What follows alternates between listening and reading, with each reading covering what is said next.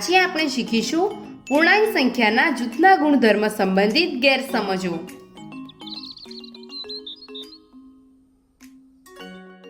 ગેરસમજ 1। પુનીત અને પ્રિયાને ઋણ 34, 25 અને 4ની બાદબાકીનું પરિણામ મેળવવું હતું। પુનીતે તેને ઋણ 34 અને 25નું જૂથ બનાવીને ઉકેલ્યું અને પરિણામ મેળવ્યું ઋણ 63।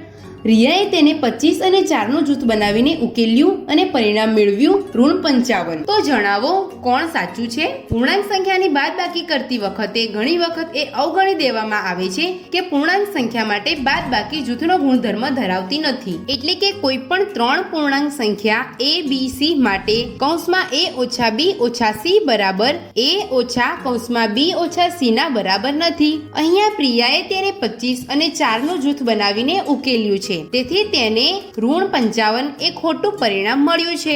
સાચી સમજ આ છે કે બાદબાકી કરવા માટે પહેલા 2 પૂર્ણાંક સંખ્યાની બાદબાકી કરવી જોઈએ, પછી તે પરિણામમાં ત્રીજા પૂર્ણાંકની બાદબાકી કરવી જોઈએ। એટલા માટે પુનીતનો જવાબ સાચો છે, એટલે કે આપેલ પ્રશ્નનો સાચો જવાબ છે વિકલ્પ 1।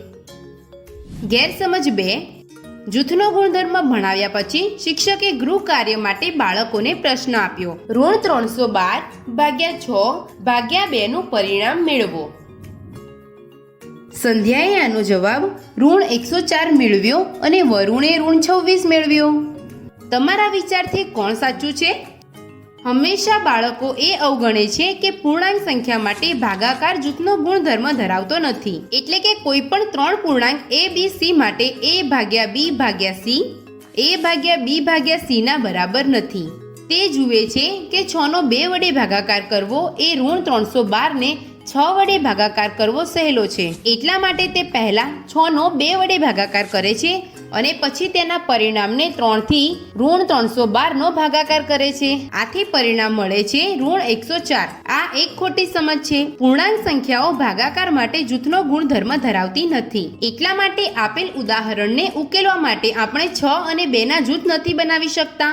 આને ઉકેલવા માટે પહેલા આપણે ઋણ 312 અને 6 નું જૂથ બનાવવું પડશે। આ જૂથને ઉકેલવાથી તેનું મૂલ્ય મળશે ઋણ 52। પછી આપણે ઋણ 52 નો 2 વડે ભાગાકાર કરવો પડશે। આનાથી સાચું પરિણામ મળશે ઋણ 26। આથી આપણે કહી શકીએ છીએ કે સંધ્યાએ ખોટો જવાબ આપ્યો છે અને વરુણે સાચો। ગેરસમજ 3।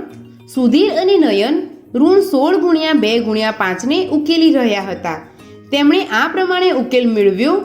શોધો કે કોણ સાચું છે? ઘણીવાર બાળકો કૌંસની બહારની સંખ્યાનો કૌંસની અંદરની બંને સંખ્યા સાથે ગુણાકાર કરે છે। આ એક ખોટી સમજ છે, એટલે સુધીરને ખોટો જવાબ મળ્યો છે।